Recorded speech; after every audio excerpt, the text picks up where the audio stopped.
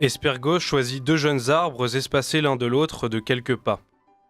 Se hissant sur l'un d'eux, il le fait courber par le poids de son corps, attire le sommet de l'autre à l'aide d'un bois crochu, et joignant ainsi les branches des 2 arbres, il les lie ensemble avec des joncs.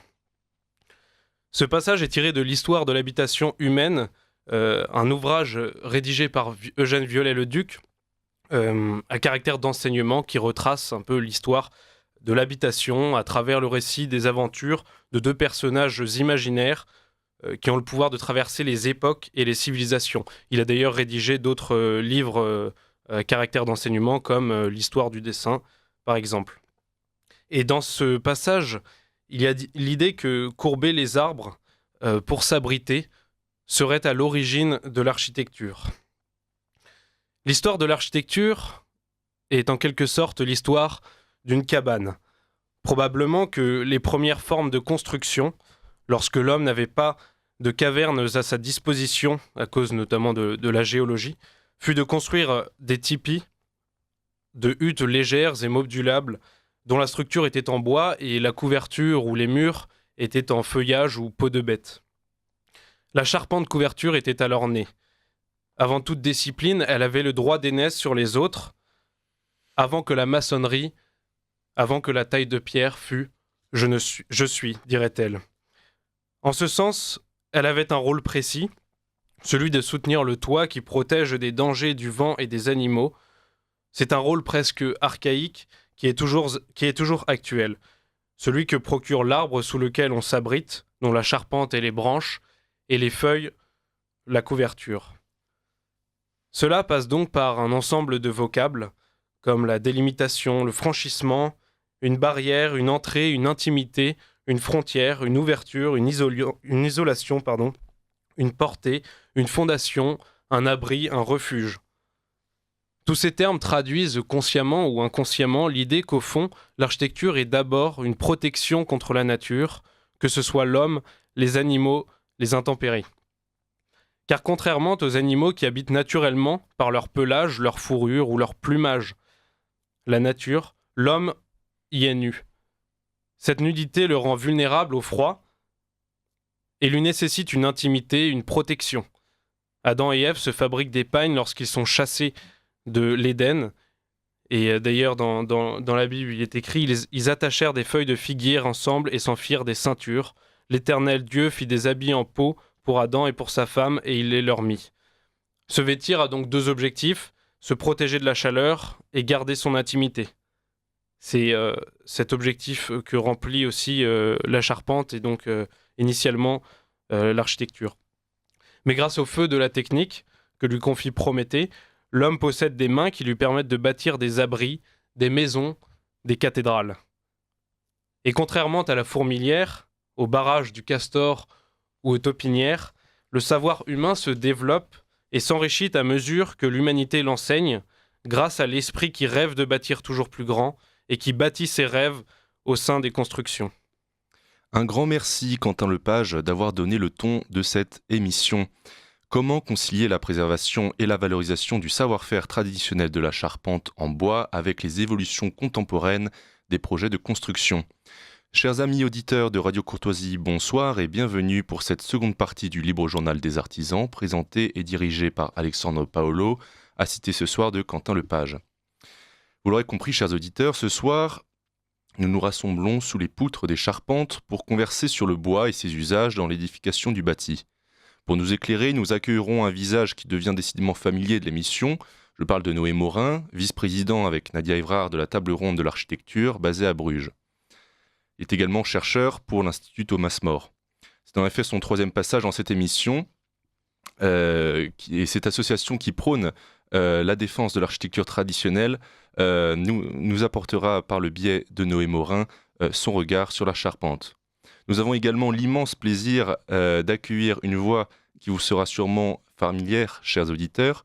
Je parle bien d'Arthur Dutertre, qui a servi la maison quelques années en dirigeant notre émission. Aujourd'hui, Arthur est charpentier en Bretagne et nous partagera son quotidien. Enfin, pour un regard croisé sur ce sujet concret, nous avons également la joie d'accueillir Quentin Lepage, qui assiste également à cette émission, animateur du Libre Journal des étudiants, des artisans étudiants en architecture et cette année charpentier chez les Compagnons du Devoir qui nous livrera donc son témoignage. Nous nous intéresserons dans un premier temps à la description de la charpente, puis aux étapes de sa réalisation avant de terminer sur les enjeux qu'elle traverse. Noé, Arthur et Quentin, bonsoir. Bonsoir. Bonsoir. Et merci d'être avec nous ce soir. Avant de partir à la rencontre de nos invités, je vous propose, chers auditeurs, de nous plonger d'emblée dans le sujet avec une chronique de Noé Morin de la table ronde de l'architecture. Bonsoir, merci beaucoup de me recevoir. Et alors, sans plus tarder, je dirais ce que finalement Quentin Lepage a déjà dit, et qui est la chose suivante, qui est la charpenterie fut jadis l'une des activités les plus importantes de l'humanité. Et le charpentier fut le précurseur de l'architecte, à bien des égards. L'étymologie du mot architecte renvoie au grec tekton, qui signifie charpentier ou constructeur, et à bien des égards, l'architecte est le premier charpentier, le premier parmi les charpentiers. Et donc, étudier l'histoire de la charpenterie, c'est étudier l'histoire de l'architecture. C'est étudier l'histoire sociale, c'est étudier l'histoire économique, celle des forêts et des paysages, celle des villes et des villages, et c'est en fin de compte étudier l'histoire tout court. L'architecture est née dans le giron des métiers manuels. À l'origine, l'architecte était appelé maître maçon ou maître charpentier, mais elle s'est progressivement éloignée des métiers manuels, à tel point qu'aujourd'hui, l'architecture n'a plus rien de commun avec ces métiers qui sont rangés dans la catégorie un brin folklorique de l'artisanat.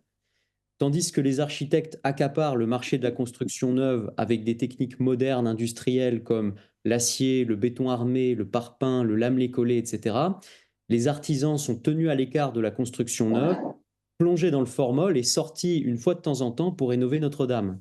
Le peu d'artisans qu'il nous reste sont préservés comme ces Indiens iroquois qu'on enferme dans des réserves avec pour instruction de mettre des chapeaux à plumes et de pousser des cris pittoresques. Et pendant ce temps, les architectes prennent la part du lion et contemplent d'un regard de pitié et d'incompréhension les derniers feux de l'artisanat qui s'éteignent. Alors le premier service qu'on peut rendre aux artisans, c'est bien sûr de s'intéresser sincèrement et profondément à leur métier et d'apprendre leurs coutumes et leur histoire. C'est une chose que les facultés d'architecture devraient faire, mais ignorent royalement. C'est pourquoi nous prenons cette occasion pour combler une lacune et retracer à grands traits l'histoire de la charpenterie dans nos régions. Cette histoire est difficile à retracer car là où nous disposons de nombreux vestiges de maçonnerie de pierre ou de briques, le bois a rarement survécu aux assauts du feu et du temps, et les historiens sont conduits à conclure à partir de fort peu d'éléments. Toutefois, on peut avancer sans risque que les premières traditions de charpenterie dans nos régions remontent aux Romains, dont l'ingénieur Vitruve au 1er siècle avant Jésus-Christ dit qu'ils étaient d'habiles charpentiers, particulièrement doués pour la construction de navires et de machines de guerre. Les conquêtes de César en Gaule au 1er siècle avant Jésus-Christ déciment l'habitat gaulois par le feu et supplantent les coutumes locales par le mode de vie romain. Si les maisons paysannes demeurent proches de l'habitat gaulois primitif, les grandes villas gallo-romaines adoptent quant à elles les techniques romaines de charpenterie et de maçonnerie. Les toitures de ces édifices romains étaient formées de pans faiblement inclinés, une trentaine de degrés seulement. Avec le développement de la tuile en terre cuite, beaucoup plus lourde, les charpentes romaines peu inclinées ont exigé l'emploi de bois de plus fort équarrissage, c'est-à-dire des arbres plus anciens, dont la section était plus importante pour résister à la charge de la couverture de toiture. Du 6e au 8e siècle après Jésus-Christ, qui correspond à la période qui suit la chute de l'Empire romain d'Occident, l'Église se met à construire des abbayes et des monastères, l'agriculture se développe, les guerres s'éloignent peu à peu et les populations se déplacent. Autant de paramètres qui permettent à la charpenterie d'évoluer. Toutefois, les bâtisseurs de l'époque romane ont longtemps conservé les charpentes romaines faiblement inclinées, en dépit des conditions météorologiques du nord qui se traduisaient par des pluies et des neiges abondantes, et qui en toute logique auraient dû pousser les bâtisseurs à accentuer la pente des toitures. Il faut attendre le XIe siècle environ pour que cela change et que les charpentiers s'affranchissent du modèle romain.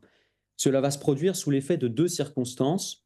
La première, ce sont les incursions normandes qui obligent les habitants à construire des édifices plus résistants aux assauts violents et qui font régner un climat de terreur dans les régions côtières et même parfois au cœur du pays. Cependant, c'est un mal pour un bien, parce que les Normands, peuple de marins, possédaient d'excellentes compétences en charpenterie et ils contribuèrent au perfectionnement des techniques à partir du XIe, en particulier dans le nord. Ils construisirent de vastes structures où se mêlaient éléments nouveaux et traditions romaines, comme l'utilisation d'assemblages puissants sans emploi de fer et l'utilisation de bois longs et courbes qui sont récurrents dans la construction navale. D'autre part, la couverture forestière, qui représentait 70%, 70% pour dire comme les Français, des terres conquises par Jules César, chuta à 45% dès le IXe siècle. Les guerres, les invasions, le développement des villes et les activités proto-industrielles provoquèrent partout de grandes vagues de défrichement. Et c'est pourquoi, à partir du XIe, l'usage du bois en charpenterie se fait plus réfléchi. Chaque pièce de bois doit désormais trouver sa place et son essence en fonction du rôle qu'elle va occuper dans la charpente. Il faut attendre le début du XIIe, à l'apogée du mouvement de défrichement des forêts, pour que l'art de la charpenterie s'adapte aux conditions extérieures et s'affranchisse définitivement des traditions romaines. Excepté dans les provinces méridionales où les charpentes conservent une faible pente, les constructeurs adoptent la charpente de grand comble ou comble aigu avec du bois de brun de faible équarrissage, à croissance rapide, qui est plus facile à trouver et plus léger à mettre en œuvre. Les charpentiers donnent alors aux chevrons une plus forte inclinaison, 45 à 60 degrés, afin qu'ils ne fléchissent pas sous le poids de la couverture de toiture, et dans les grandes charpentes, ils suspendent les entraits au milieu de leur portée à l'aide d'un poinçon ou de poteaux associés à des entraits retroussés. À la fin du XIVe et au commencement du XVe, l'Angleterre était riche et victorieuse, alors que le royaume de France se trouvait ruiné par les invasions, la maladie et les querelles dynastiques. La peste de 1348 dévaste le pays, tandis que le prix du bois est devenu tellement cher qu'il faut parfois le faire venir par bateau. La charpenterie de cette époque fut simple et utilisa fréquemment de gros troncs épais et noueux sciés et débités sur quartier. Les charpentes françaises du XIVe n'ont rien du luxe ni de la complexité des charpentes décoratives anglaises de la même époque, comme celle par exemple du hall de Westminster. C'est aussi à cette époque que dans les villes comme Bruges par exemple, la brique de terre cuite commence à être utilisée pour bâtir des édifices publics. Cette dernière, à l'inverse du bois, a l'avantage d'être résistante au feu et d'offrir aux édifices une longévité prolongée. Dès le XVe siècle, l'usage de la brique et de la pierre en construction se généralise dans de nombreuses villes du Nord.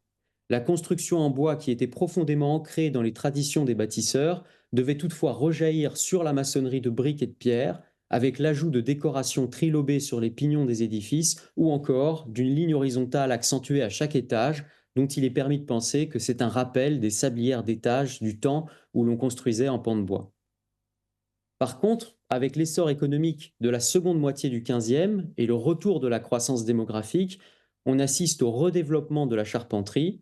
D'autre part, le culte de Saint-Joseph fait son grand retour au XVe à l'instigation du chancelier de l'Université de Paris, Jean de Gerson, qui milite pour la paix entre les rois de France et d'Angleterre et qui choisit la figure de Joseph, le père terrestre du Christ, comme symbole de paix et d'obéissance. Saint Joseph devient une figure très populaire et contribue grandement à valoriser le métier de charpentier. En fait, on peut dire qu'au XVe, l'art de la charpenterie arrive à son plus parfait développement. Les charpentiers formaient une corporation puissante et instruite. Leur métier avait conservé ses bonnes traditions médiévales et se pliait moins aux nouvelles idées de la Renaissance. La charpenterie de ville se complexifiait en affirmant ses particularités régionales, et les bâtisses de campagne perpétuaient quant à elles les anciennes traditions tout en introduisant des éléments provenant de l'architecture à pans de bois des villes, comme l'encorbellement, les consoles sculptées ou les croix de Saint-André. À partir de cette période, la charpenterie va connaître un long déclin ininterrompu jusqu'à nos jours. Nous allons survoler très rapidement les causes de ce déclin. D'abord, l'inflation du prix du bois conduit les bâtisseurs à abandonner la charpenterie au profit de solutions de maçonnerie en pierre ou en brique. Ensuite, à partir du XVIIe, le charbon de bois s'impose comme nouvelle source d'énergie et les forêts sont utilisées en priorité pour son exploitation. Le développement industriel et la croissance démographique toujours plus importante accélèrent le mouvement de déforestation. D'autre part, les villes se mettent à introduire des règles qui visent à réduire l'utilisation du bois pour prévenir les incendies. Le noble art de la charpenterie entre donc en déclin, les pans de bois se voient progressivement remplacés par la maçonnerie, tandis que la charpente de comble se voit menacée à l'époque moderne par l'arrivée de nouveaux matériaux comme le fer et l'acier. De fait, au tournant du XXe siècle, on voit apparaître quantité de nouveaux quartiers construits aux abords des grandes villes pour accueillir la bourgeoisie grandissante qui est issue de la révolution industrielle. Ces lieux de vie offrent un équilibre appréciable entre le charme de la campagne et la proximité de la ville, Donc la nouvelle bourgeoisie fait construire des maisons de villégiature, des villas de plaisance, des hôtels et des immeubles d'appartements. Ces bâtiments sont construits avec les matériaux qui sont à la mode, c'est-à-dire la brique et le métal. Leur architecture est qualifiée de style cottage, qui se voulait une sorte d'architecture bourgeoise rurale évoquant un passé bucolique idéalisé. Les édifices de style cottage auraient donc pu provoquer la renaissance de la charpenterie et de l'artisanat traditionnel, mais il n'en fut rien. Le soi-disant artisanat retrouvé ne s'avéra être que parement. Et c'est ainsi que l'usage de faux pans de bois devient très populaire, tandis que le véritable travail de charpenterie était relégué au plancher des étages et aux charpentes de combles. À l'issue de la Seconde Guerre mondiale, ce tournant historiciste prend fin et l'esthétique rurale fait place au modernisme pur et dur. La seconde moitié du XXe siècle voit donc la destruction des derniers pans de bois anciens, remplacés par des techniques de construction rapides, industrielles, économes, mais largement moins qualitatives. Les rares pans de bois qui sont rescapés se voient abîmés par des ajouts inconsidérés de métal, de béton, de verre, d'enduit de ciment, d'isolants chimiques ou encore de peinture acrylique. D'autre part, le modernisme triomphant des années 50 et 60 parvient à convaincre une large partie de la population que les pans de bois sont archaïques et inadaptés au confort moderne, de sorte qu'on ne se soucie plus de leur entretien ni de leur conservation. Il serait évidemment trop long de s'étendre sur toutes les raisons pour lesquelles l'époque moderne a provoqué la quasi-extinction de la charpenterie traditionnelle. Je vais donc me contenter ici d'en citer quelques-unes. D'abord, l'utilisation du fer et de l'acier en combinaison avec le bois a transformé la construction et appauvri l'art de la charpenterie. Après la Seconde Guerre mondiale, l'industrie de la construction est dominée par un nouveau matériau qui se plie parfaitement à la préfabrication et la production en série et qui est évidemment le béton armé. D'autre part, le bois stratifié ou lamelé collé voit le jour grâce à l'invention du tour rotatif. Cette technique se développe rapidement avec l'apparition de colles de synthèse offrant de meilleures performances adhésives. Cette nouvelle technique permet de réaliser des logements à bas coût, en contreplaqué, puis en panneaux dits OSB, usant de bois de feuillus, alors que les qualités du feuillu le réservaient autrefois à des applications plus nobles. Enfin, les charpentiers, et je mets des guillemets à charpentiers, ont également adopté des méthodes comme la conception assistée par ordinateur pour planifier et exécuter des projets complexes. Tous ces procédés ont conduit à un appauvrissement inédit de la profession. Le recours aux matériaux transformés et l'abandon du bois massif a transformé le métier dans le sens de la simplification et du travail en série. De nos jours, seuls de rares charpentiers authentiques se maintiennent, surtout grâce aux chantiers de rénovation du patrimoine, comme nous l'avons dit d'entrée de jeu. Enfin, le métier d'architecte est devenu légalement incontournable pour n'importe quel chantier d'importance, ce qui en fait a relégué les constructeurs d'autrefois, les maçons, les charpentiers, les tailleurs de pierre, au rôle de prestataires de chantier. D'autre part, la méconnaissance de l'artisanat traditionnel par les architectes conduit au recours quasi systématique au béton et à la conception informatique, ce qui contribue encore un peu plus à expulser les charpentiers du marché de la construction.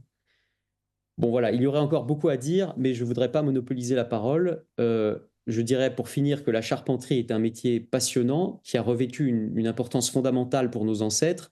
De notre côté, avec notre association qui s'appelle la Table ronde de l'architecture, nous essayons à notre modeste échelle de réconcilier les architectes et les charpentiers pour qu'ils comprennent qu'ils ne sont pas des concurrents, mais des collègues, et que s'ils entrent en concurrence, ils risquent de disparaître tous les deux. Voilà, je vous remercie beaucoup. Un grand merci Noé Morin pour cette profonde entrée en matière. Alors avant de rebondir sur votre délicieuse chronique, quelques mots peut-être, vous venez d'en parler un instant, mais quelques mots sur l'association que vous avez cofondée avec Nadia Evrard, pour les auditeurs qui ne vous connaîtraient peut-être pas encore. Oui, alors il s'agit de la Table ronde de l'architecture. C'est une association belge qui vise à former en fait des jeunes gens qui sont en études d'architecture ou en études, enfin, ou qui apprennent des métiers d'artisanat ou qui sont même parfois encore à l'école, qui leur apprennent donc l'architecture traditionnelle. C'est-à-dire qu'on n'est pas là pour former des artisans, on n'en a pas la compétence, on est là pour former des architectes qui ont des notions d'artisanat et des notions de construction traditionnelle qui leur permettront ensuite de travailler en symbiose avec ces métiers. Et donc, par exemple, les cours de charpenterie, ou plutôt d'histoire de la charpenterie que l'on donne, ils ne sont pas à destination d'apprentis charpentiers, hein, ils sont à destination d'architectes, pour que les architectes se familiarisent avec ces métiers, avec ces matériaux, et qu'au lieu de recourir, comme je le disais dans la chronique, quasi systématiquement au béton armé pour leurs projets, qu'ils recourent au bois, à la pierre, à la brique, à la tuile, à la terre crue, pourvu qu'ils connaissent ces matériaux, et donc on essaye de leur enseigner les bases. Très bien, merci beaucoup Noé Morin. Mais merci. Alors, votre chronique a soulevé plusieurs points, notamment, voilà, il y a un lien au paysage qui est très fort. Et notre manière de nous loger, de consommer, de construire nos villes impacte directement nos paysages urbains, mais aussi ruraux, mais également indirectement, puisque les changements de mode de construction, donc notamment sur la façon de prélever du bois dans ces paysages les modifie. Donc on avait un mode de culture basé sur le modèle de Colbert du XVIIe, plutôt en France, avec des futaies plutôt régulières, des gros fûts que l'on fait pousser très longtemps, voilà, des classes d'âge assez développées, des fûts droits en éclaircissant progressivement. Et avec le marché, nos modes de consommation qui tendent vers, influencés par célèbre marque suédoise que je ne citerai pas, par exemple, on arrive finalement dans des modes de plantation aussi différents, mais qui sont adaptés à notre temps. Alors, est-ce que c'est finalement cohérent de plébisciter aussi ces modes de gestion forestière qui peuvent paraître d'un autre temps aujourd'hui? Bah, il faut savoir qu'en Belgique, mais je pense que la réalité est peu ou prou la même en France, l'essentiel du bois d'exploitation dans nos forêts, il va, à la fabrication de palettes, de papier, et une partie entre, dans, la fabrication du lamelé collé, technique dont j'ai parlé dans ma chronique. Lamelé collé pour, brièvement pour les auditeurs, c'est en fait, des toutes petites sections de bois qui sont, dont les bouts sont fraisés, assemblés les unes avec les autres, puis collés, avec un ajout, très, très abondant, de colle polyuréthane pour faire tenir le tout, et pour réaliser des sections de bois, des poutres, plus ou moins importantes. Voilà, c'est une technique, qui est, réputée écologique à l'heure actuelle parce que, ça correspond à ce qu'on appelle, la construction à ossature bois. Donc c'est plutôt plébiscité par les pouvoirs publics, mais quand on voit le processus de fabrication, bah, c'est pas forcément, très écologique, en fait. Et donc, d'abord la proportion du bois qui va à la charpenterie traditionnelle, enfin au sens où j'ai essayé de le décrire dans la chronique, elle est finalement assez faible, et donc elle conduit évidemment à une gestion forestière qui, pour beaucoup, bah, repose sur la monoculture. Pour prendre l'exemple de la forêt des Ardennes qui, était la forêt la plus importante de Belgique, et qui était une forêt en fait essentiellement de chênes à l'époque, enfin historiquement. Elle est aujourd'hui, essentiellement une forêt de résineux avec, de la monoculture d'épicéa, qui est coupée assez jeune, qui n'a, enfin, vu qu'elle est en monoculture, en fait, ne contribue pas énormément à la biodiversité, et qui va directement à la fabrication de lamelés collés ou de produits dérivés. Donc, oui, bah, enfin, je pense que le sens de votre question était de demander si ces activités avaient un impact sur le paysage, l'écosystème. Évidemment, elles ont un impact énorme, et c'est bien pour ça que c'est important de parler de ces métiers. Et d'ailleurs, Emmanuel Macron, il a lancé récemment un plan de, je crois, 1 milliard d'arbres plantés pour, je sais plus, 2025 ou peut-être plus. Et en fait, ce qui s'est passé, c'est que beaucoup de propriétaires privés de forêts, parce que la plupart des forêts françaises sont des propriétaires privés, eh bien, beaucoup ont rasé des hectares entiers d'arbres qui étaient encore viables, et les ont remplacés, donc c'était souvent des feuillus ou des variétés d'arbres, et les ont remplacés par justement des essences qui poussent très rapidement, c'est-à-dire souvent du résineux, du conifère, et qui part ensuite pour soit tous les bois de construction qui sont maintenant en résineux, ou alors d'autres utilisations pour l'industrie.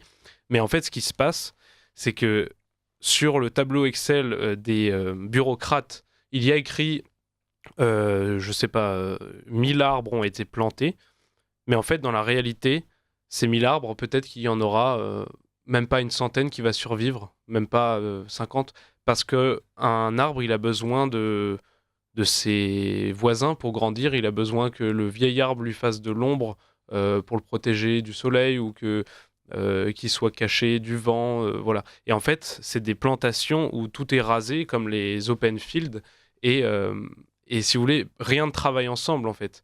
Et c'est un peu d'ailleurs le reflet de notre société où tout est semblable, on fait une grande table rase et puis on met des individus comme ça qu'on sème partout. Et puis en fait, ça ne donne rien, il n'y a plus de cohésion entre les membres. Et, euh, et donc ça, c'est une réalité. Euh, la deuxième chose, effectivement, la monoculture comme ça pour le résineux, ça épuise les sols parce que c'est de l'industrie en fait. On plante des arbres qui poussent rapidement et puis on les coupe aussitôt alors qu'ils auraient pu vivre encore plusieurs dizaines d'années et on en replante, etc. Et en fait, on épuise les sols, on les assèche. Et aussi pour tout ce qui est l'écosystème des champignons, des papillons, tout ça. Je ne sais plus combien le chêne a justement d'insectes, de champignons qui permettent sa vie. Et en fait, tout ça marche en symbiose. C'est un équilibre vraiment fragile. Et en fait, malheureusement, on ne sait pas gérer tout ça et on laisse cela à des grands industriels. Euh, la deuxième chose que je voulais dire, c'est effectivement le lamellé-collé, j'avais un peu le même avis que vous, Noé, sur la question et disons que je l'ai nuancé parce que effectivement, c'est donc cette industrie comment dire, des forêts et aussi l'utilisation de colle qui paraît problématique. Mais en même temps, ça permet aussi d'effectuer des ouvrages qui parfois, il faut le dire, sont assez impressionnants en termes de portée atteinte et, euh, et aussi cela offre aussi des possibilités qui, quand on est un peu justement dans le métier, qui sont intéressantes. Disons que c'est une technique de construction qui existe et peut-être qu'il faudrait l'employer à meilleur escient, mais ça ne veut pas dire que, elle est à balayer totalement. Et peut-être qu'on pourrait réfléchir sur justement comment faire du lamellé-collé, mais avec des colles qui soient plus respectueuses ou par exemple la chaux, je dis pas qu'on va employer la chaux pour le lamellé-collé, mais la chaux c'est un type de colle qui a été utilisé dans le temps pour le mortier et tout ça.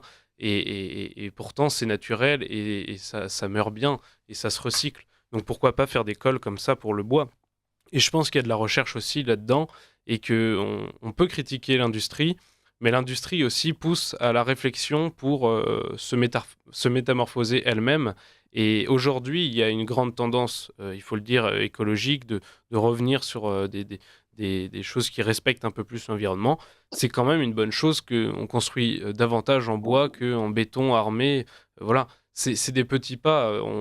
On n'arrivera jamais à la société médiévale des corporations avec tous les artisans qui la composent. Mais on reviendra peut-être petit à petit vers des constructions un peu plus respectueuses. Et je voulais rebondir aussi sur ce que vous disiez dans votre chronique, c'est sur l'enseignement de l'architecture.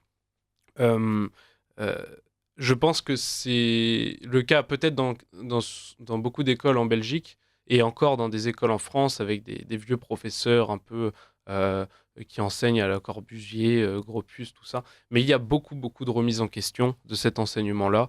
Euh, c'est un peu dépassé et aujourd'hui, l'artisanat est remis en valeur énormément.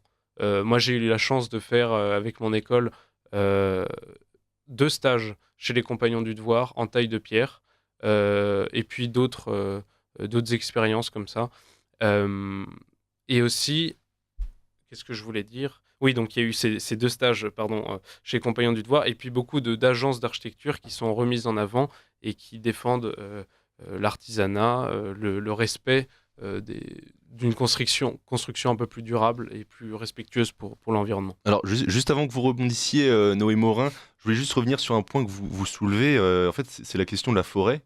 En fait, aujourd'hui, la forêt est devenue un élément de langage politique, puisqu'on l'utilise à tout va. On parle de forêt urbaine pour la plantation de la place de la Catalogne.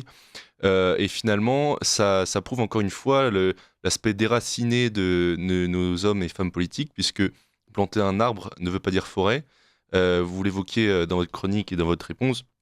La question de planter 1 milliard, c'est très bien 1 milliard d'arbres, mais qu'est-ce qu'il y a derrière ces 1 milliard d'arbres? Aujourd'hui, je crois qu'il y a à peu près 26% du territoire national qui est boisé. Ça ne veut pas dire qu'il y a 26% de forêt. C'est-à-dire qu'il y a des espaces de friches, c'est très morcelé finalement. Et vous en parliez aussi, Quentin. En fait, aujourd'hui, beaucoup de ce qu'on appelle des forêts sont en fait des champs d'arbres, des plantations, voilà, d'épicéas en rang. Donc voilà, il faut savoir aussi ce qu'on met derrière le mot forêt. Et je crois que c'est le grand désespoir de nos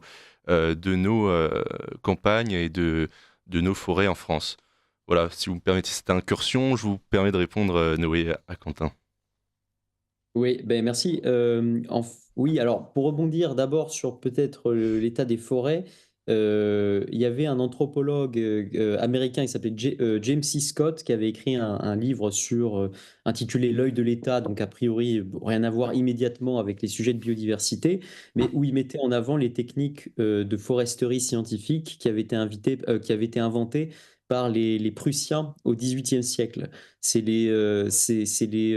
la foresterie prussienne qui, la première, a commencé à pratiquer la monoculture sur le mode intensif, en coupant les arbres assez jeunes, en les espaçant, en supprimant le sous-bois, en l'espaçant chaque arbre par une distance déterminée à l'avance, en replanter en randonnion, etc.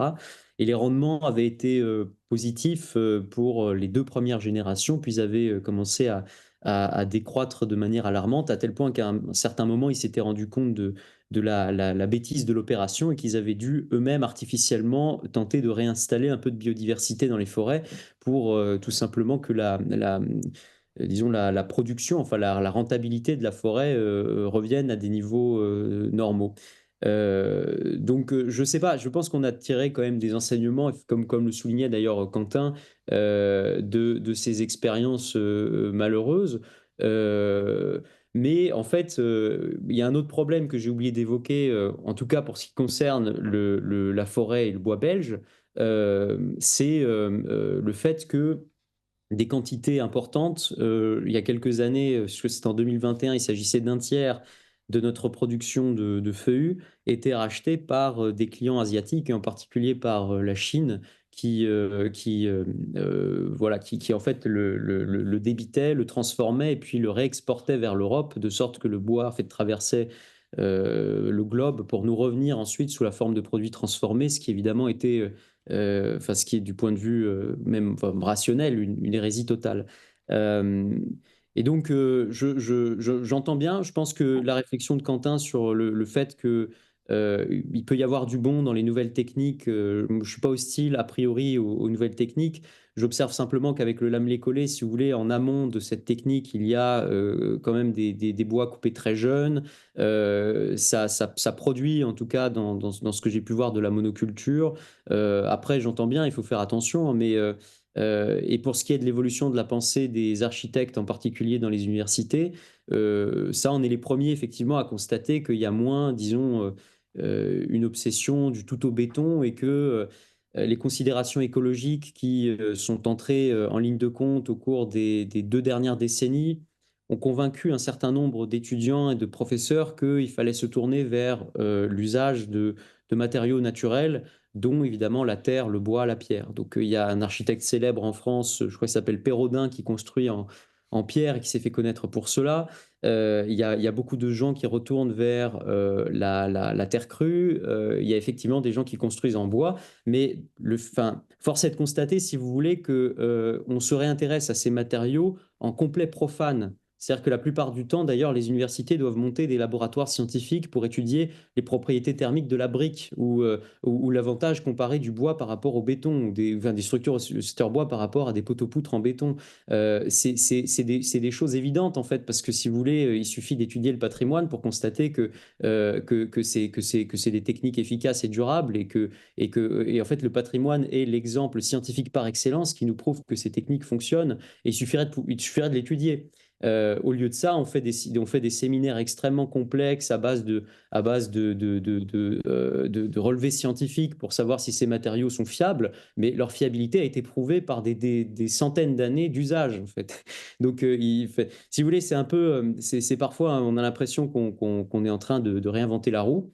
Euh, euh, mais j'accorde volontiers enfin, si vous voulez, je m'accorde volontiers à l'idée que c'est plutôt bien qu'on revienne à ces matériaux. Même si l'essentiel des connaissances et de la profession pour la mise en œuvre de ces matériaux est actuellement un champ de ruines. Alors, Noé Morin, on ne construit pas les charpentes justement de la même manière qu'on soit dans le Pays Basque, en Bretagne ou dans les Flandres. Alors, vous avez évoqué dans votre chronique, par exemple, les critères météorologiques. Mais comment expliquer cette différence d'esthétique, peut-être qu'il y a également une différence structurelle? Est-ce seulement lié à la question de la météo? Est-ce aussi une question de nature de bois, d'essence particulière?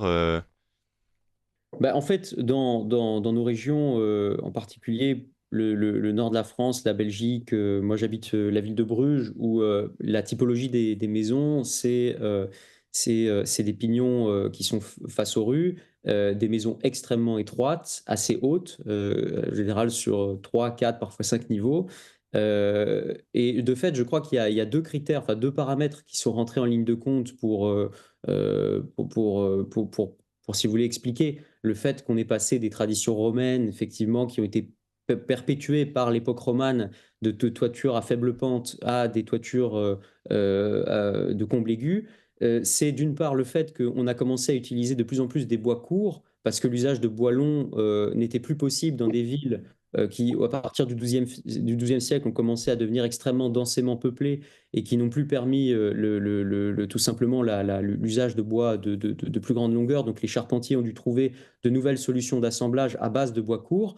Et d'autre part, évidemment, les conditions météorologiques qui dans nos pays, en sachant qu'il neigeait beaucoup, beaucoup plus qu'actuellement au Moyen Âge, supposaient des charges qui reposaient sur les toitures qui ne permettaient pas en fait d'opter pour des toitures à pente faible. Donc, je dirais ces deux critères, je parlerai de ces deux paramètres-là. Je suis persuadé qu'il y en a d'autres, mais voilà.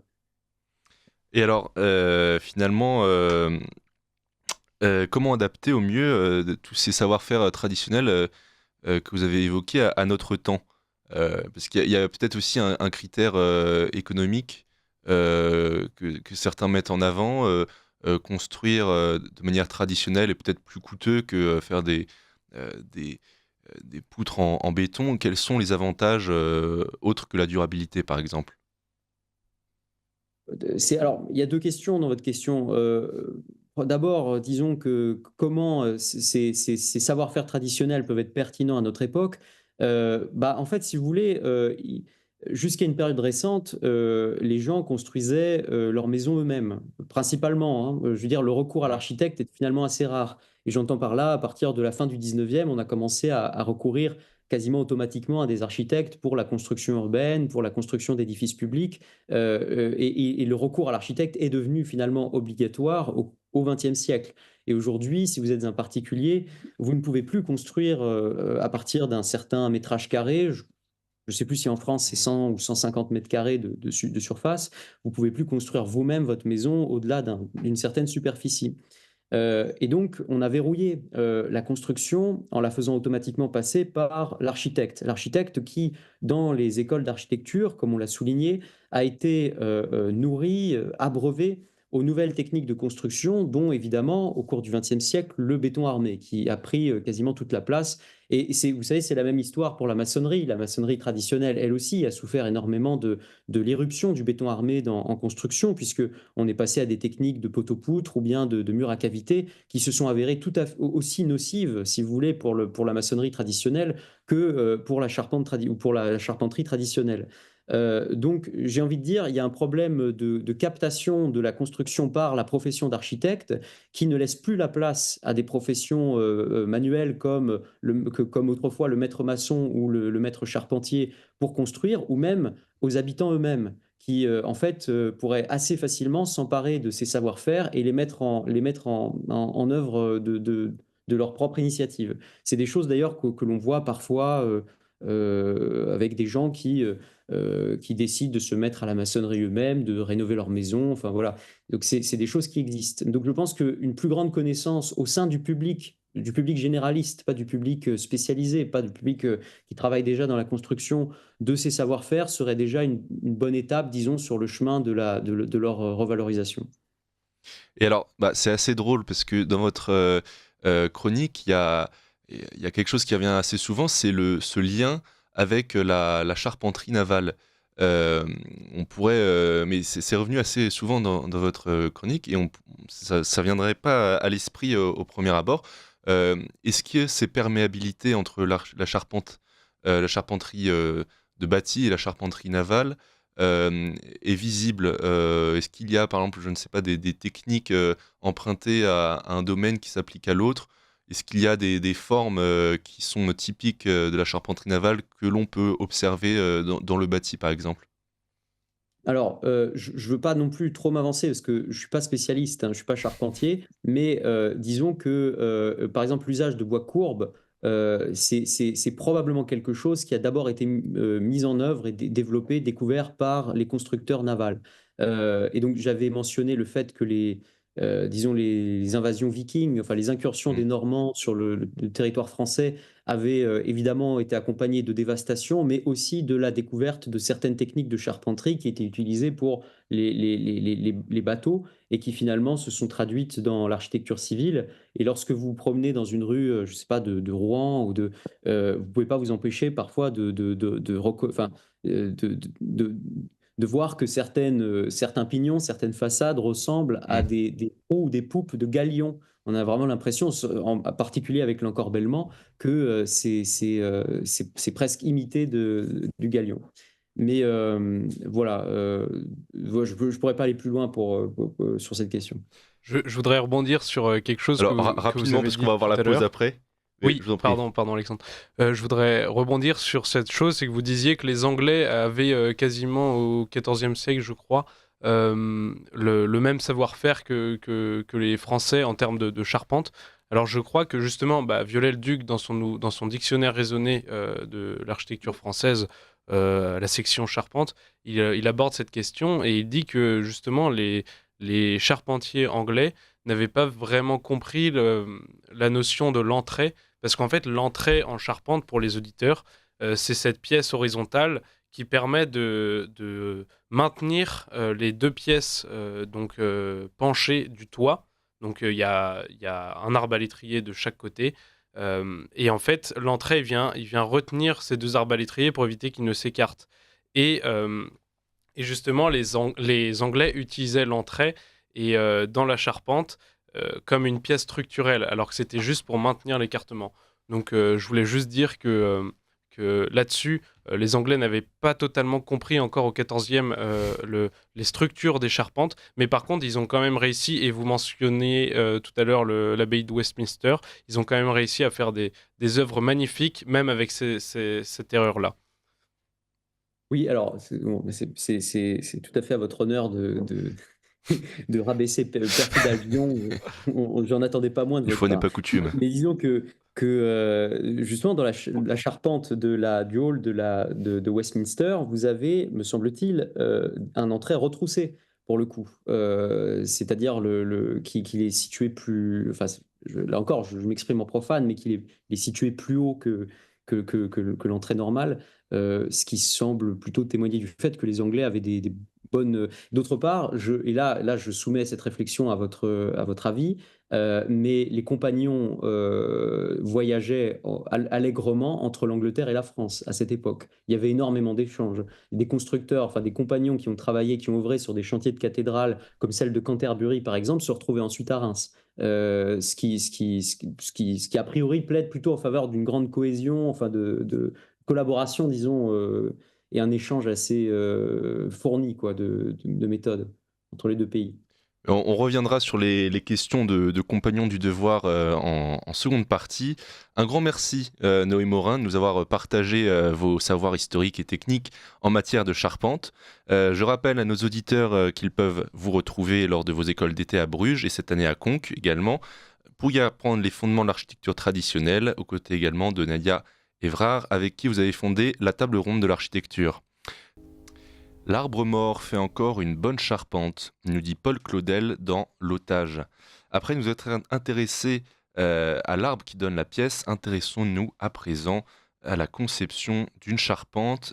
Et quoi de mieux que de partir à la rencontre de charpentiers dont le quotidien est de construire ces ouvrages. Alors comme évoqué en début d'émission, nous avons la joie d'accueillir Arthur Dutertre, qui a longtemps dirigé cette émission.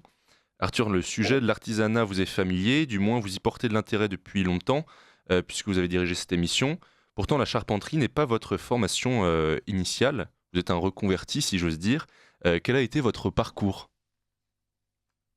J'ai découvert la charpente un petit peu par hasard, puisque je l'ai découverte alors que je cherchais un nouvel emploi, et je ne me dirigeais pas forcément vers ce métier. Je m'intéressais pas forcément non plus au métier manuel, même si j'aimais bien bricoler, etc. Mais je ne me dirigeais pas, en tout cas, vers ces métiers-là. J'ai fait des études de littérature et sciences politiques, j'ai travaillé un petit peu dans le domaine, dans la littérature aussi, et en politique. Et bon, je suis arrivé à la charpente par hasard parce que je demandais une formation en menuiserie. Et pourquoi la menuiserie? Parce que j'aime bien, j'aime bien bricoler, et aussi parce qu'il y a quelques années, avant cette reconversion, là aujourd'hui ça fait 3 ans, mais il y a quelques années, j'avais rencontré un compagnon justement menuisier, un petit peu par hasard, parce que j'étais guide dans un château des Pays de la Loire, le château de Giseux précisément, et juste à côté, dans le village, rencontré le jour du 14 juillet un compagnon menuisier qui nous a fait découvrir son atelier et ses livres. Et intéressé par la littérature et les sciences politiques, j'aime beaucoup les livres. Et donc, quand il m'a présenté ses ouvrages, ses traités de menuiserie, etc., j'ai été absolument fasciné. En plus, il nous a montré un peu tout ce qu'il avait fait dans sa carrière, en tout cas les éléments phares, les moments clés. Il avait travaillé notamment à la restauration de la Statue de la Liberté aux États-Unis. Oh. Et ce monsieur m'a vraiment fasciné à ce moment-là.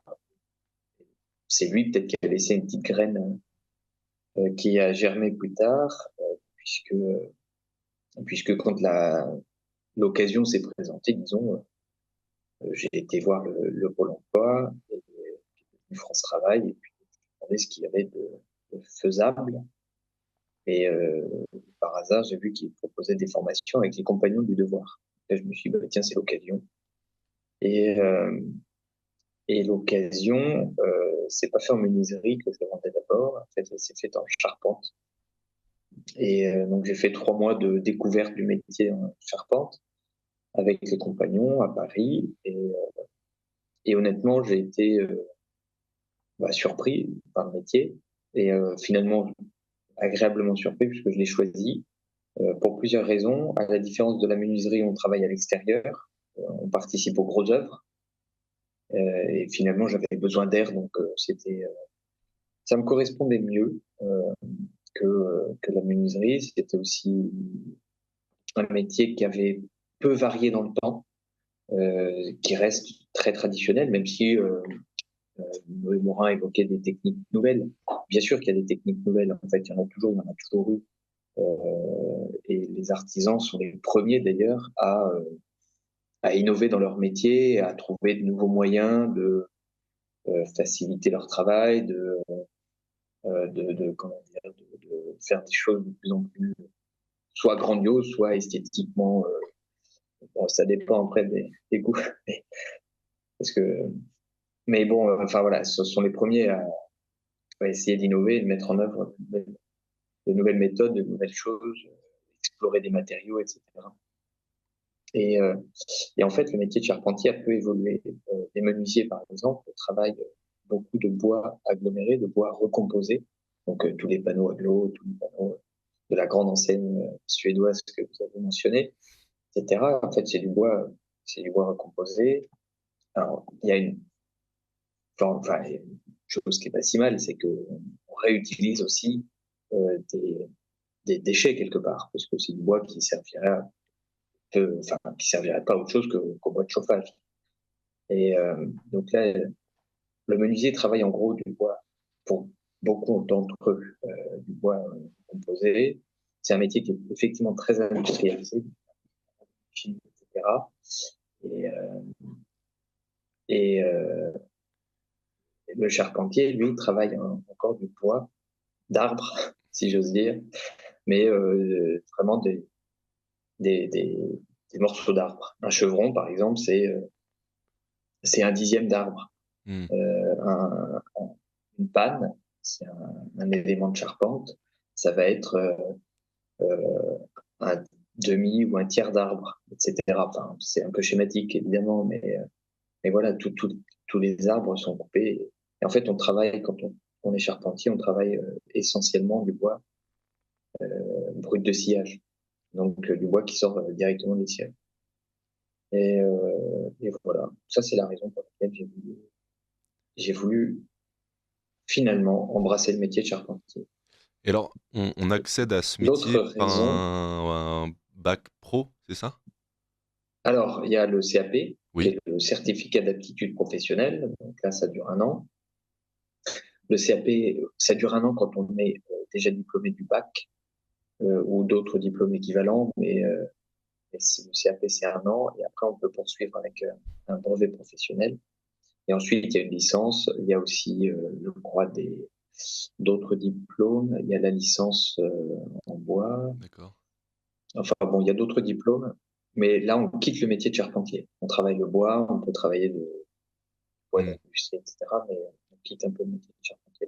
Disons que le charpentier, il est vraiment titulaire du CAP, ou en tout cas l'artisan est titulaire du CAP ou du BP, brevet professionnel. Donc là, c'est 2 ans en alternance, en général. Alors, je vous ai coupé sur la deuxième raison de votre reconversion, Arthur. Non, c'est pas la deuxième raison de ma reconversion, c'est Ah, la deuxième raison de mon choix, ah oui, de mon choix de métier. Pourquoi j'ai choisi la charpente aussi, c'est parce que j'ai découvert le trait de charpente.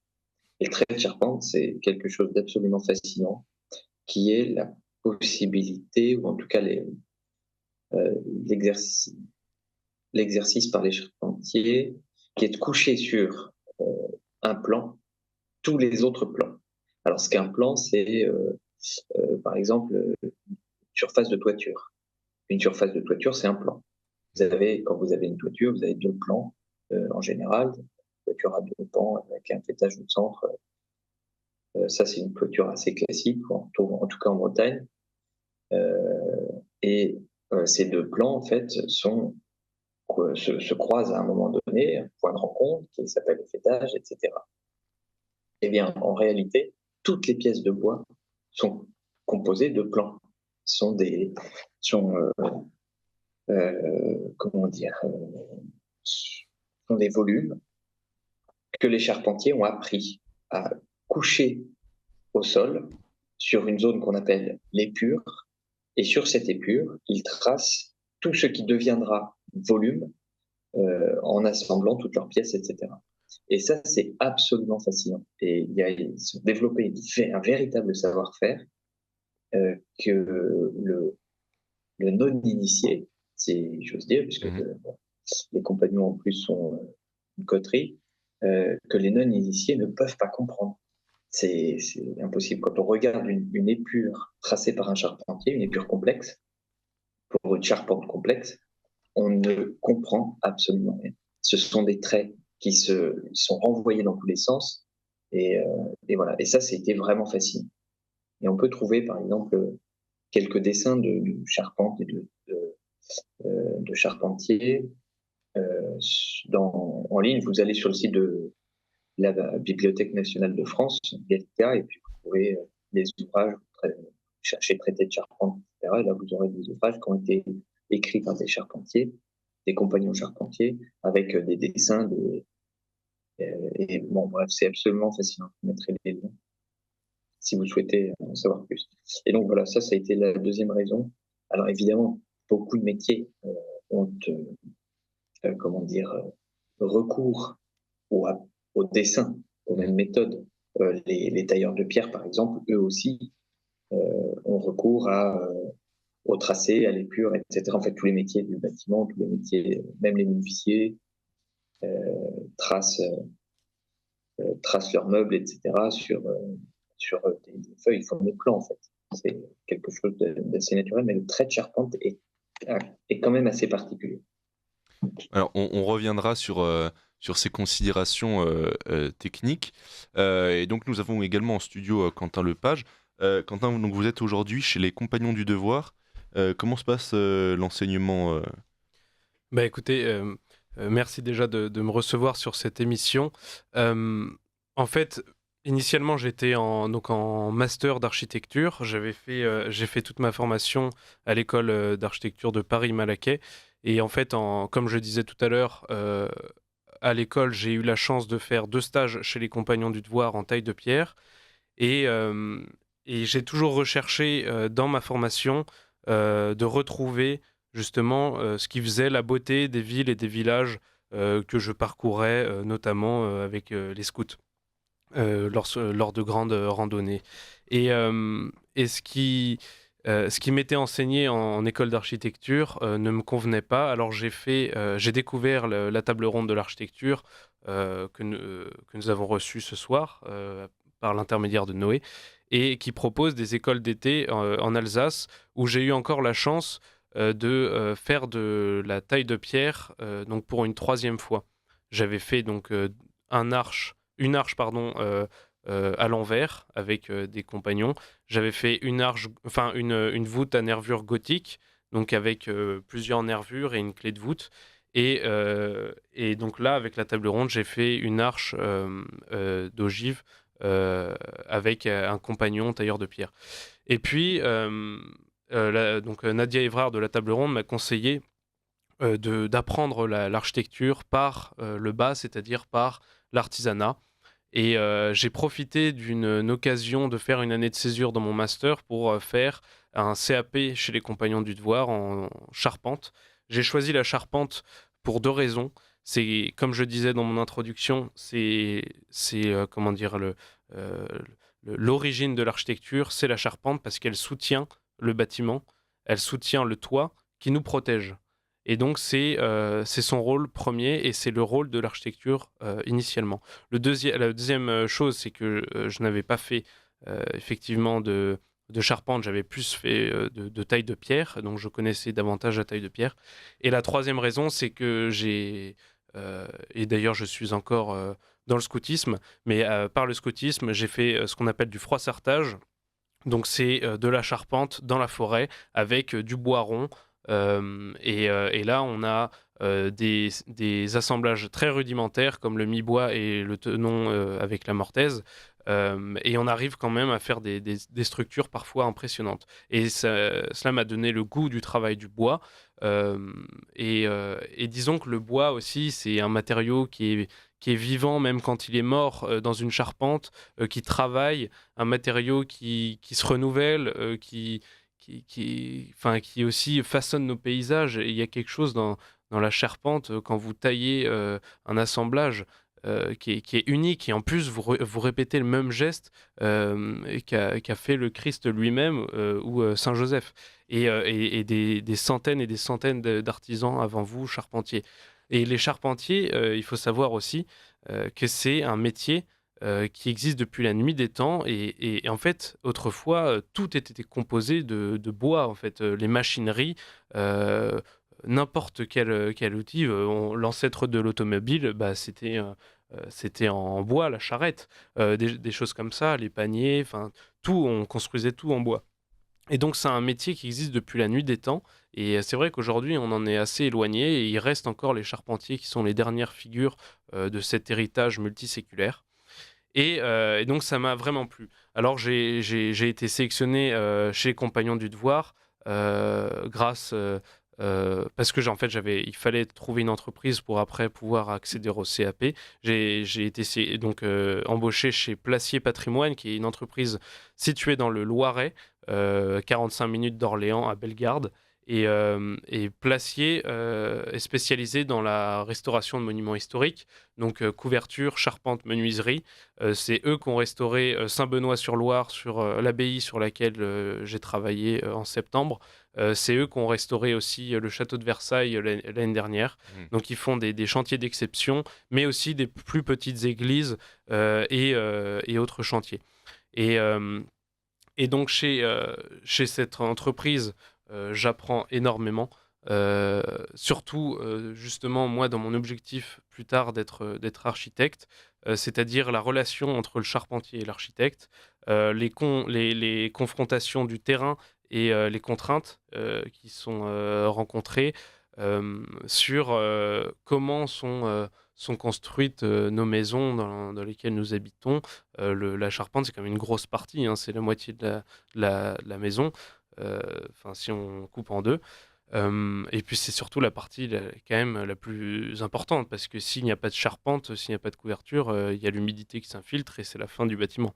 Et donc, vous alternez des périodes en entreprise où vous réalisez, vous, vous êtes charpentier, et des périodes de cours. Oui, exactement. En fait, le CAP, il nous donne les premières bases pour être un bon assistant charpentier. Je dirais pas que je suis charpentier, parce que je pense que pour être charpentier, il faut plusieurs années d'expérience, prendre de la bouteille. Et puis, un charpentier, c'est un métier qui se travaille, un peu comme le bois, vous voyez, où il y a des nœuds à l'intérieur et des forces qui s'entrechoquent. Ben, je pense que c'est pareil pour le caractère d'un charpentier.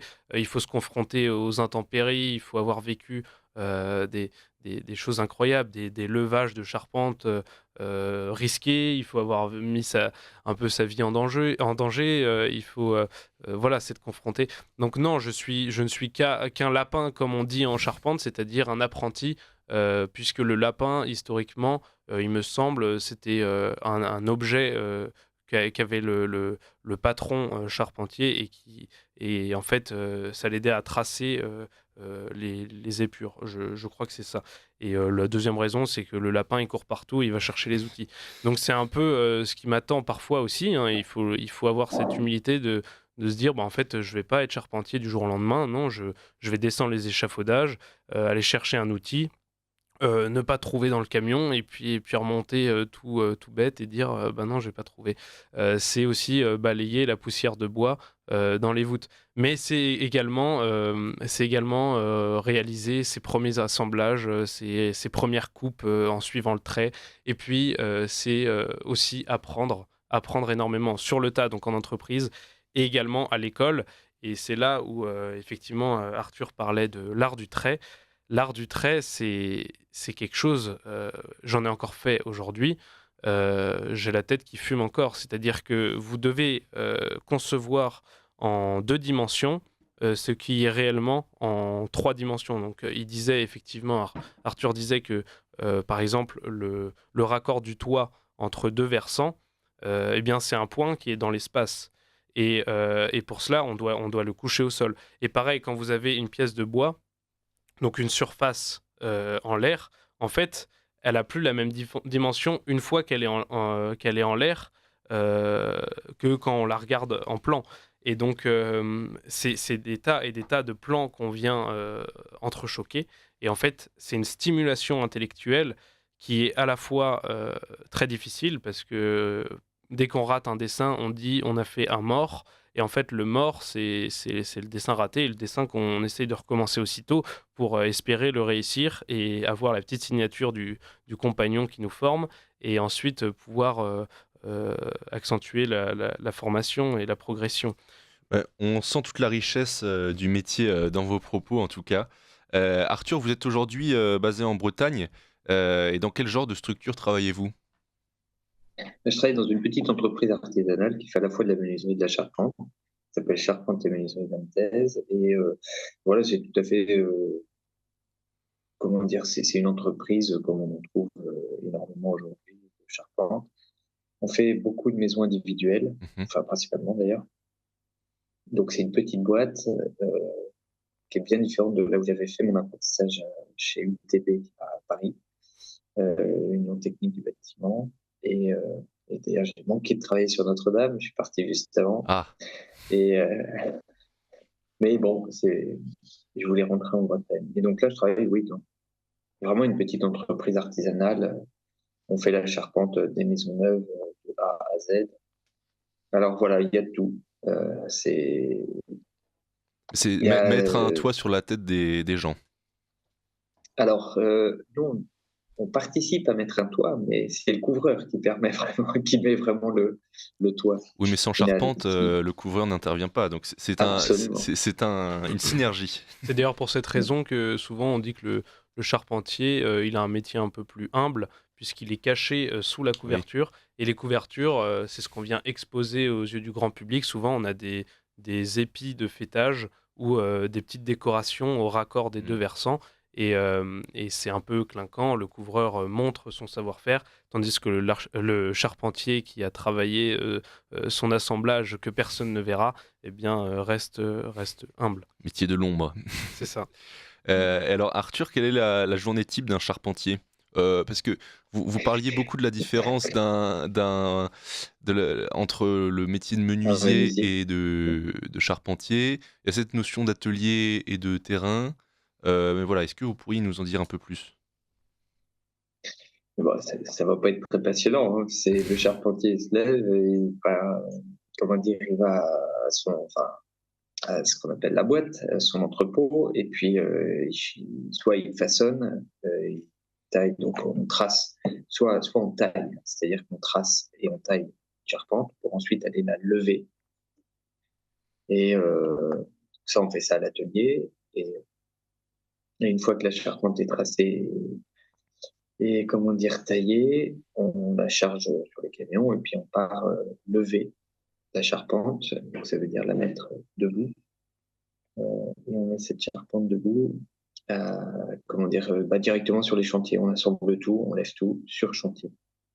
Voilà, essentiellement comment ça se passe. Donc en fait, c'est très itinérant comme métier, puisqu'on se déplace beaucoup. On va de l'atelier au chantier, du chantier à l'atelier, après on rentre chez soi, et voilà, on débauche, façon de parler, mais donc voilà, c'est un métier qui est très itinérant.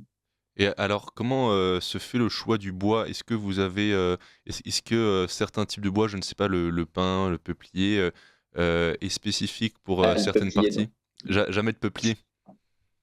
très peu. Peut-être dans les maisons anciennes, Si, mais non, j'en ai c'est rencontré pas une licence qu'on utilise. en monument historique. On peut en rencontrer dans le voligeage. Donc le voligeage, c'est ce qu'on met par-dessus les chevrons, et ça, le voligeage, c'est réservé aux couvreurs, donc pour la couverture. Ils viennent donc poser des grandes planches plutôt souples. C'est pour ça C'est que moins solide. bah oui, mais en fait, Oui. on n'a pas besoin de solidité pour le voligeage, mais euh, en fait, si vous voulez, c'est des grandes planches, et après, on vient mettre les ardoises dessus. Ce qui fait Mais, la solidité, c'est les chevrons. Là, ils seront pas en peuplier, ça, c'est mais clair. alors, justement, on utilise quoi? On utilise du chêne, traditionnellement? Traditionnellement, oui, beaucoup de chêne, du châtaignier, les conifères pour les régions un peu plus montagnardes. Euh, mais alors moi, j'ai encore la chance d'utiliser du chêne. C'est-à-dire que je sais ce que c'est que porter une pièce de chêne de 60 par 60 ou 40 par 40. Faut être costaud. Alors souvent, on est bien heureusement aidé par des machines. Donc c'est des palans, on appelle ça comme ça. Mais disons que la majorité des entreprises de charpente travaillent avec, comme disait Noé, du sapin, du résineux, parce que c'est des sections qui sont droites, qui poussent rapidement, qui sont faciles à travailler. C'est du beurre. Les coupes là-dedans, on peut les faire à la scie, il n'y a aucun problème. Mais malheureusement, c'est aussi du bois qui est traité par plein de produits chimiques, qui manque de spontanéité, de défaut, euh, de cachet. Hmm, je vois. Et alors, La, oui, la raison quand même pour laquelle on traite le sapin, c'est qu'autrement, il est attaqué en fait. Mm. Il est attaqué par Hmm, des insectes, il est attaqué par certaines maladies, etc. La particularité du chêne, c'est qu'effectivement, il ne l'est pas. Il n'est pas attaqué. C'est le cas aussi du châtaignier. Il y a quelques essences de comme ça l'acacia aussi, je crois. Mm. L'acacia, Un effectivement. fongicide Un naturel, putrescible aussi, oui. ouais. Ouais. Le Douglas, par exemple, aussi est un bois, c'est un résineux pour le coup, mais qui est il n'est pas insecticide, mais en tout cas, Oui, il naturellement. résiste aux attaques des insectes, etc. Et après, il y a aussi une question qui est d'ordre économique. Mm. Il y a, la disponibilité des ressources. Vous en parliez tout à l'heure, mais effectivement, les ressources, Hmm. elles sont aujourd'hui essentiellement résineuses. Et donc, il y a la question de la disponibilité et la question du coût. Et effectivement, le coût du sapin est largement inférieur au coût du chêne. Un sapin enfin, un résineux en général, pour être transformé en bois d'œuvre, vous avez entre 30 et 40 ans, alors que le chêne, c'est entre 100 et 150. Donc effectivement, enfin, ça pose quand même Oui, le une prix vraie est tout de question suite économique. lié, bien sûr. Mais sur justement, Le prix est pour, lié, pour évidemment. rebondir pardon, sur justement l'économie, euh, j'avais vu un documentaire sur les écarisseurs de bois à la hache et à la Deloire Mm. notamment. Et en fait, ils utilisent du bois, donc avec des défauts, du bois courbe, du bois qui est un peu rempli de nœuds, etc. C'est du bois qui ne part pas pour la charpente parce qu'il y a trop de défauts, mais pour le bois de chauffage. Et donc, eux, ils achètent ce bois au prix du bois de chauffage. Et après, comme ils font de l'équarrissage, donc l'équarrissage, en fait, c'est rendre une section de bois qui est ronde, la rendre carrée. Et donc, on vient, c'est ce qu'on a fait pour Notre-Dame, rendre carré ces sections de bois avec une hache, et on peut suivre comme ça le fil du bois. Et donc, c'est de l'économie faite. Alors après, effectivement, il y a aussi le temps d'œuvre sur la pièce de bois équarrie. Mais certains s'y retrouvent. Certains charpentiers Mm. disent que effectivement, ils arrivent à concurrencer Oui. des charpentes, enfin des entreprises plus industrialisées, plus industrielles, ou en tout cas du bois d'œuvre industriel. Et ils arrivent à les concurrencer un petit peu, mais je pense que c'est quand même sur un secteur de l'économie qui est assez privilégié. Mm. C'est-à-dire que c'est déjà une clientèle qui va choisir une essence, Hmm. donc qui va choisir du chêne, qui a les moyens d'acheter du chêne aussi, etc., etc. Et donc, en fait, c'est heureusement que cela existe. Heureusement qu'il y a une clientèle qui cherche encore à utiliser du chêne, etc. Mais malheureusement, c'est pas le cas pour tout le monde. Et donc, il y a cette dimension vraiment économique où bon, on n'a pas non plus trop le choix. Voilà, la construction maintenant fait que si on veut avoir un toit sur sa tête, et je suis bien placé pour en parler actuellement, parce que je suis moi-même en train d'essayer d'acheter ou refaire une maison, etc. Et ben, économiquement, c'est compliqué. Et avec le salaire d'un charpentier, c'est compliqué aussi, encore plus peut-être. Donc, Hmm. même si on peut y mettre beaucoup de cœur à l'ouvrage, il y a une vraie question économique derrière. Après, il y a aussi une autre question qui est celle de la durabilité. Et c'est sûr que quand on se tourne vers certaines essences, comme le chêne, le châtaignier et autres, on est sur des charpentes qui sont beaucoup plus durables dans le temps. Et surtout, quand on Mais équarrit à la hache, on suit les fibres du bois et là, on les maintient en fait dans la pièce de bois, ce qui fait que la pièce peut travailler avec les forces qui s'exercent sur elle sans jamais casser. Et alors, Quentin Lepage, quels sont les outils du charpentier? Alors, déjà dans notre pantalon qui est le largeau, donc c'est le pantalon du charpentier, c'est un pantalon qui est assez large, comme son nom l'indique, mais aussi serré aux chevilles pour éviter qu'on ne trébuche. Tous les charpentiers ont un largeau. Non, pas tous, mais disons que la tradition, Folklore. notamment chez les compagnons, c'est quand même d'avoir son largeau. Après, il y a des largeaux pour chaque corps de métier. Les maçons, ils sont blancs, Mhm. les menuisiers, je crois qu'ils sont marrons, et les charpentiers, ils sont en noir. Et c'est Et pourquoi en noir? Parce qu'en fait, ils faisaient les cercueils. Et donc, ils étaient souvent amenés à aller, Ah oui, à aller porter Oui. les cercueils, etc. ah oui, c'est intéressant. Bon, enfin, ça, c'est peut-être la petite histoire. Et, et donc, dans notre largeau, on peut y glisser, parce qu'il y a des poches faites pour ça à droite, on peut y glisser le crayon du charpentier. C'est ce qui va lui permettre de tracer euh, justement toutes ces pièces de bois. Ensuite, on a la jauge qui est la petite règle. Et d'ailleurs, dans les mortaises, donc les mortaises, c'est des assemblages. C'est comment dire, un trou dans une pièce de bois où on vient y glisser après le tenon. Eh bien, la mortaise, elle fait la dimension d'une jauge. Donc, c'est à peu près 3 centimètres. Donc, et on s'en sert pour plein de choses. On s'en sert aussi pour parfois enlever les fientes de pigeons, vraiment pour tout un tas de choses.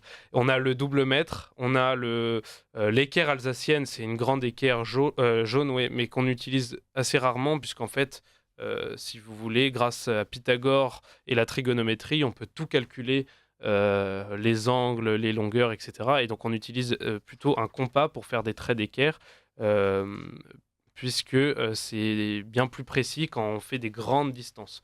On a la scie égoïne, donc c'est la scie du charpentier. On l'appelle le zag aussi. Et puis après, il y a tout, voilà, il y a tout, le ciseau à bois, enfin les bauchoirs. Et puis surtout, il y a les outils aussi électriques, la scie circulaire. euh, donc ça, c'est les outils un peu portatifs, la mortaiseuse, la perceuse. Et après, on a la tronçonneuse qui est quand même aussi un bon élément incontournable quand on a, notamment en restauration de patrimoine, parfois on a des pièces qui sont un peu inaccessibles comme ça, on est obligé de rattraper ensuite à la tronçonneuse et ça peut faire des merveilles. À 10 ans, nous trouvions refuge dans la charpente du grenier. Des oiseaux morts, de vieilles malles éventrées, des vêtements extraordinaires, un peu les coulisses de la vie. Cet extrait d'Antoine de Saint-Exupéry, donc Courrier du Sud, tiré en 1929, nous présente finalement la charpente comme un lieu encore inexploré des vieilles bâtisses, lieu de souvenirs, de rêves, repère de la vieille chouette. Et l'endroit qui est parfois le moins pratiqué d'une maison, d'une église ou d'une ferme est souvent bien capital pour l'ensemble du bâtiment. Finalement, c'est cette entrée en matière sur les questions de transmission et d'enjeux contemporains autour de la pratique de la charpente euh, est toute faite. Alors, il y a eu beaucoup de bruit autour de la restauration de Notre-Dame notamment. Euh, on avait l'association Arcade qui nous en parlait il y a encore 2 mois dans notre émission. Quelle influence finalement, selon vous Arthur, va avoir le chantier de Notre-Dame sur l'avenir de la charpente? Alors là, c'est une question un peu vaste. Euh, je pense qu'elle va avoir enfin, elle a déjà une influence. Ce chantier a déjà eu une influence sur les vocations, je pense, déjà. C'est que l'attrait du métier, l'intérêt pour le patrimoine bâti a peut-être été, comment dire, encore plus valorisé qu'il ne pouvait l'être auparavant. Euh, il y a aussi la question de la manière dont on va restaurer tous les bâtiments et tous les anciens bâtiments, euh, puisqu'au moment de la restauration de Notre-Dame, c'est quand même posé la question de savoir ce qui allait être fait. Fallait-il un geste contemporain ou pas? Fallait-il que la charpente soit de verre et d'acier et non plus de bois et de plomb avec la couverture? La question a été tranchée refaire Notre-Dame à l'identique. Et ça, je pense que c'est un des éléments essentiels pour l'avenir du patrimoine bâti français et sa préservation qui sera en fait à l'identique. Aujourd'hui, quand on a du patrimoine bâti qui se détériore,